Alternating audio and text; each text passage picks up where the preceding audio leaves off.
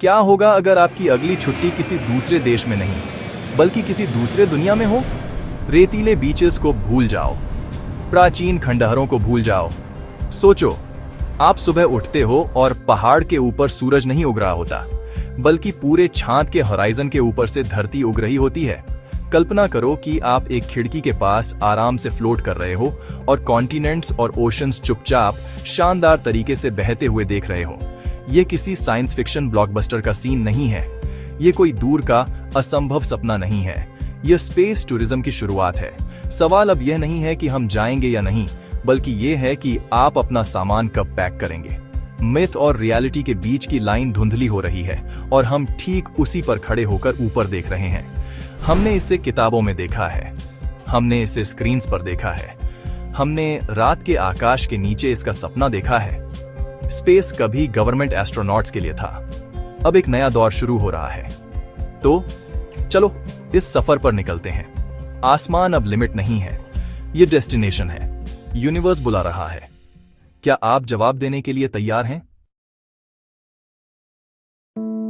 चलो एक बात तो क्लियर कर लेते हैं। ये कल मंगल ग्रह पर कब्जा करने या अगले हफ्ते चांद के बेस पर जाने के बारे में बिल्कुल नहीं है। अपने करंट फॉर्म में space tourism experience, recreation, leisure और पर्सनल फुलफिलमेंट के बारे में है। इसे साइंटिफिक एक्सपीडिशन कम और अल्टीमेट एडवेंचर ट्रिप ज्यादा समझो। हमारी दुनिया को बाहर से अंदर देखना, वेटलेसनेस महसूस करना और फाइनल फ्रंटियर के किनारे को छूना, ये ह्यूमन हिस्ट्री के एक मॉन्यूमेंटल मोमेंट का हिस्सा बनने जैसा है। इस ट्रैवल के कई अलग अलग फ्लेवर्स हैं, जिनमें से हर एक कॉस्मोस का एक यूनिक टेस्ट देता है। अभी सबसे common experience sub orbital flight है। इमेजिन करो, एक स्लीक व्हीकल आपको ऊपर रॉकेट की तरह ले जा रहा है, हमारे एटमॉस्फेयर को चीरते हुए। कुछ कीमती मिनटों के लिए इंजन्स बंद हो जाते हैं, आप वेटलेस हो जाते हो, आप हवा में तैरते हो, आप अपनी सीट बेल्ट खोलते हो, आप पृथ्वी के कर्व को देखते हो। फिर ग्रेविटी आपको धीरे धीरे नीचे ले आती है। ऑर्बिटल जर्नीज ये मिनटों में नहीं, दिनों में पूरे होते हैं। आप स्पेस में रहते हो, दीवार पर स्लीपिंग बैग, स्पेस फूड और दिन में 16 बार सूरज उगता है। इससे भी आगे लूनर फ्लाईबाइज और प्राइवेट स्पेस होटल्स, जिनमें ऑब्जर्वेशन डेक्स और डाइनिंग है। ये सब बड़े प्लान्स होराइजन पर हैं। ये कॉस्मिक रेवोल्यूशन सरकारों के दम पर नहीं हो रहा है। कुछ बहादुर प्राइवेट कंपनीज आगे बढ़ रही हैं। आपने शायद इनके नाम सुने होंगे। ये इस कमर्शियल स्पेस एज के पायोनियर्स हैं। वे रॉकेट्स, कैप्सूल, स्पेस प्लेन्स बना रहे हैं। हमारे स्पेस फेयरिंग फ्यूचर के आर्किटेक्ट हैं, जो इसे हकीकत बनाने की दौड़ में लगे हैं। Blue origin, Jeff Bezos. सब ऑर्बिटल फ्लाइट्स के लिए न्यू शेपर्ड, अर्थ पर वापस लैंड करने वाला रीयूजेबल बूस्टर, बड़े बड़े विंडोज वाला capsule. Virgin Galactic, Richard Branson. Mothership से ले जाया गया winged space plane, release, ignition, कुछ मिनटों की weightlessness, glide landing. SpaceX, Elon Musk, satellites और आईएसएस रीसप्लाई से लेकर ड्रैगन के साथ private multi day orbital missions तक। बड़ा विजन, मार्स, लॉन्ग गेम। ये ऑर्बिटल टूरिज्म फ्लाइट्स एक तरह के स्टेपिंग स्टोन्स हैं, जो गहरी खोज के लिए टेक और फंडिंग साबित करते हैं। अप्रोचेस अलग अलग हैं, लेकिन गोल एक ही है, ज्यादा लोग, ज्यादा बार और दूर तक। और हाँ, थोड़ी रेस वाली फीलिंग तो है। Buckle up. चलो अब सीधे मुद्दे पर आते हैं। अभी स्पेस का एक टिकट बहुत महंगा है, ज्यादातर लोगों की पहुंच से बाहर।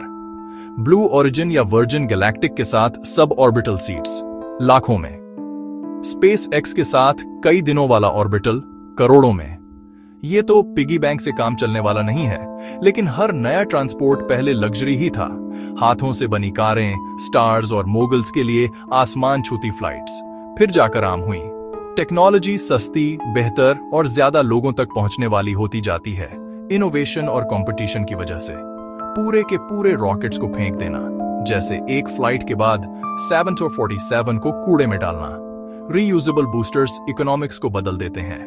उड़ो, लैंड करो, रिफर्बिश करो, फिर से लॉन्च करो। हर बार इस्तेमाल से लॉन्च की लागत कम होती है। यही एक्सेस को डेमोक्रेटाइज करने की कुंजी है। तो आप टिकट कब अफोर्ड कर पाएंगे? ये मल्टी ट्रिलियन डॉलर सवाल है। कीमतें गिरनी चाहिए, लेकिन धीरे धीरे। सब ऑर्बिटल शायद 1-2 दशक में लग्जरी कार के स्तर तक पहुंच जाए।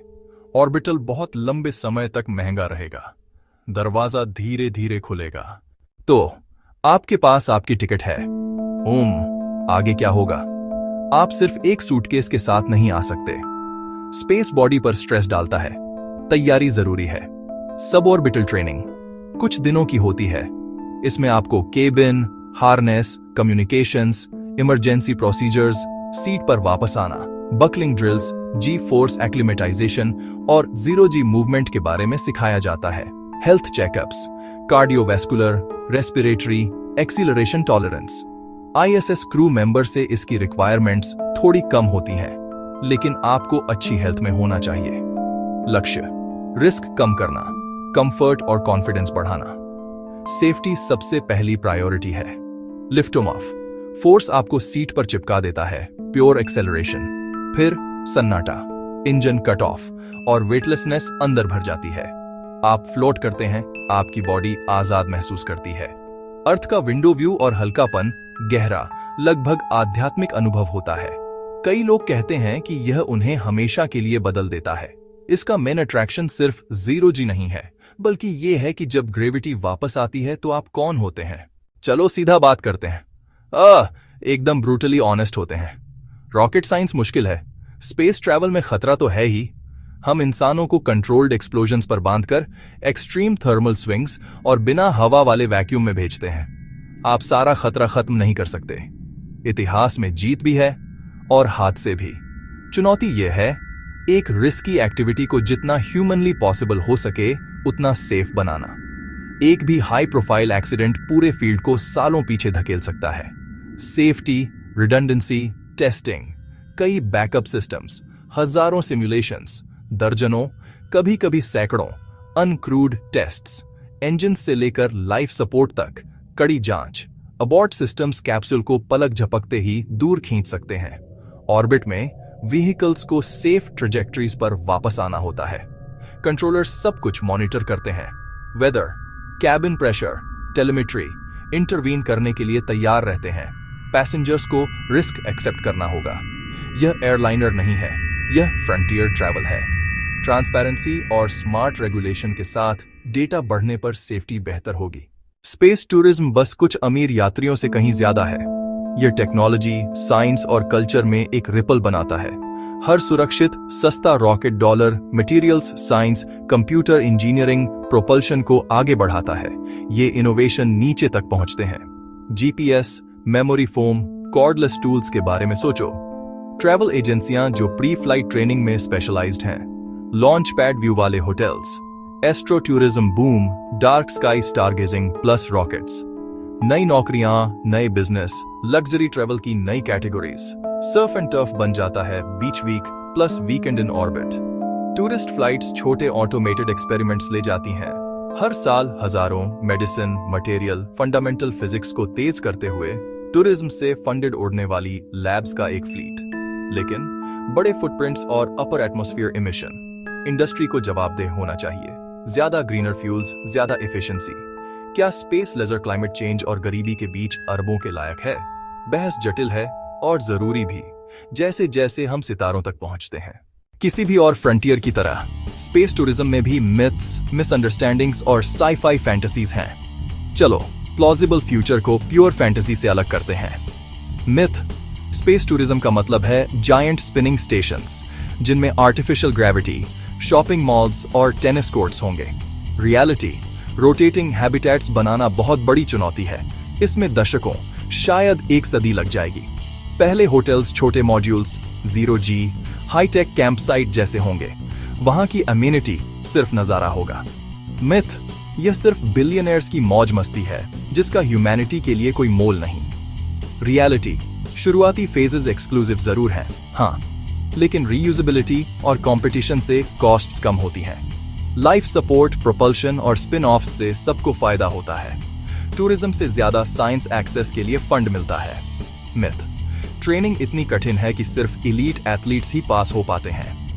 रियलिटी, शॉर्ट सब ऑर्बिटल फ्लाइट्स के लिए ऑटोमेशन बढ़ने के साथ रिक्वायरमेंट्स आसान हो जाती हैं। फोकस सेफ्टी प्रोसीजर्स और व्हीकल फैमिलियरिटी पर होता है। अच्छी जनरल हेल्थ जरूरी है। माइथ, एक छोटी सी ट्रिप से आपको डेडली रेडिएशन का सामना करना पड़ता है। रियलिटी, सब ऑर्बिटल, और शॉर्ट ऑर्बिटल मिशंस पृथ्वी के मैग्नेटिक शील्ड के अंदर ही रहते हैं। एक्सपोजर कुछ फ्लाइट्स या एक एक्स रे के बराबर होती है। डीप स्पेस में महीनों की ट्रिप्स अलग होती हैं। तो ये सब कहां ले जाता है?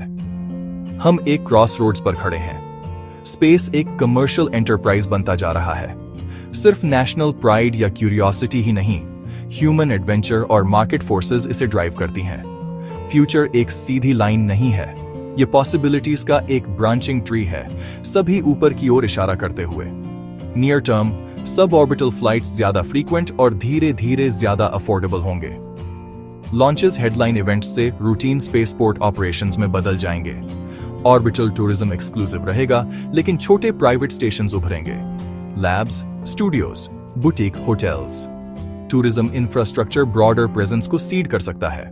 ऑर्बिट में कार्गो, कंस्ट्रक्शन, यहां तक कि स्पेस सोलर पावर भी। Hotel modules long stay outposts बन जाते हैं। एक लूनर फ्लाई बाय एक once in a lifetime journey बन जाता है, एक नई जनरेशन को इंस्पायर करता है, जैसे अपोलो ने किया था। सबसे बड़ा इंपैक्ट फिलोसॉफिकल हो सकता है। ट्रैवलर्स ओवरव्यू इफेक्ट की बात करते हैं। पृथ्वी बॉर्डरलेस और अलाइव, जो यूनिटी और स्टुअर्डशिप को बढ़ावा देती है। आखिर में डेस्टिनेशन घर है, नई आंखों से। स्पेस ट्रैवल का सबसे बड़ा गिफ्ट है पृथ्वी का एक बेहतर पर्सपेक्टिव।